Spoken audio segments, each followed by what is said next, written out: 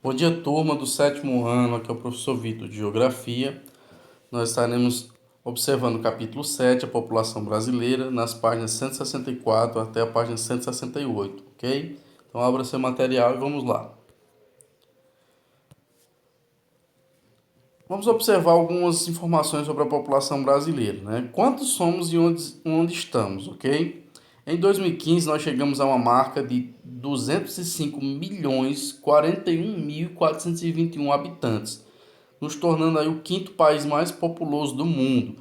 Em primeiro lugar tem a China como o país mais populoso do mundo, depois a Índia, depois os Estados Unidos, depois Indonésia e nós estamos aí na quinta posição do país mais populoso do mundo. Interessante que nós também somos o quinto país o quinto país com mais extensão territorial no mundo também.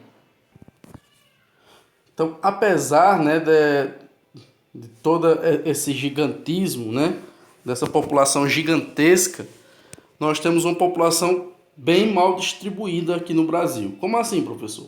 A maior parte da população brasileira está concentrada em 4 estados, nós temos 27 estados, então a maior parte está concentrada em 4 estados do Sudeste. E o Sudeste é a segunda menor região do país, né, em questão territorial. A menor região do país é o Sul, a segunda menor é o Sudeste. Então, na segunda menor região do país está concentrada a maior parte da nossa população, certo?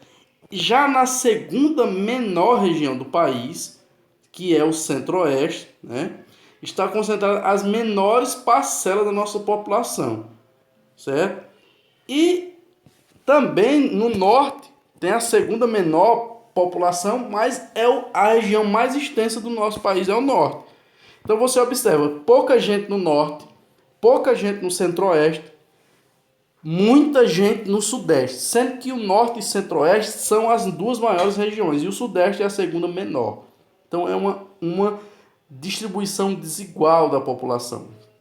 Tem muita gente em pouca terra e tem muitas terras com pouca gente, certo? E como é que está, professor, a questão do crescimento da população brasileira? Existe um conceito dentro da geografia chamado de crescimento vegetativo, que ele é o resultado da subtração entre a taxa da natalidade e a taxa da mortalidade, certo?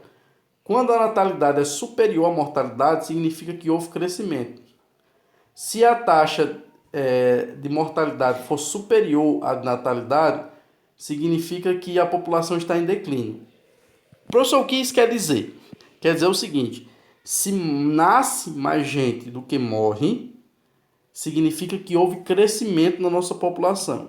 Entretanto, se morre gente mais do que nasce, significa que houve um declínio. Nos últimos anos, no nosso Brasil, tem tido um crescimento vegetativo, certo? Porque tem nascido mais pessoas do que morrido, ok? Professor, e como é que estão aí as questões na mudança na natalidade, na fecundidade aqui no nosso país? Para vocês observarem, entre 1940 e 1960, a nossa taxa de natalidade era alta e de fecundidade também aqui no Brasil. Então era uma taxa realmente elevada e era devido a algumas características da nossa sociedade. A nossa sociedade ela é na maioria rural, maioria formada por pessoas do campo e que tem aquela ideia, né, gente? No campo, quanto mais pessoas, melhor, porque é mais uma pessoa para trabalhar no campo, no pesado, vai estar ajudando ali na roça, a plantar milho, feijão, arroz.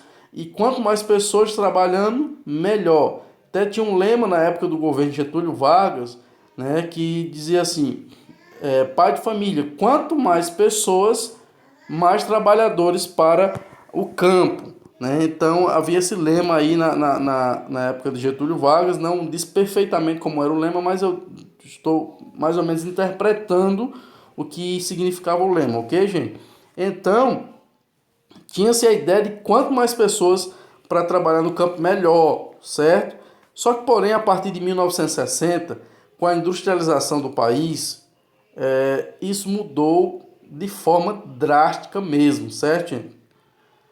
Principalmente pelo seguinte, as pessoas agora estavam saindo do campo devido à mecanização do campo. Nós já observamos isso quando eu falei sobre o êxodo rural. Então o campo está passando pelo processo de mecanização. Uma máquina substitui 30, 40, 50 homens. Então uma máquina tira o emprego, vamos colocar aí 50 pessoas. Uma máquina tira o emprego de 50 pessoas. Digamos que o homem tem 3 máquinas na sua propriedade. Agora ele tirou o emprego de 150 pessoas. São 150 pessoas que não tem mais aonde trabalhar. Para onde essas pessoas vão? Essas 150 pessoas vão para a cidade. Onde elas irão trabalhar? Elas irão trabalhar nas indústrias que estão em crescimento. O país está se industrializando, certo?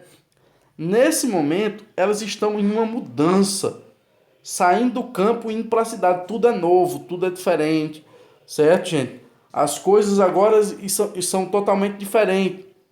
Agora não é mais vantajoso ter aquela grande quantidade de filhos, porque quanto mais filhos você tem, são mais pessoas para você alimentar. Você já não ganha mais a mesma quantidade, seus filhos não podem te ajudar no teu trabalho, eles têm que estudar. E isso já demonstra uma mudança nas características da sociedade, que a partir dessa industrialização pensa melhor. Opa, peraí, não é tão vantajoso ter tantos filhos.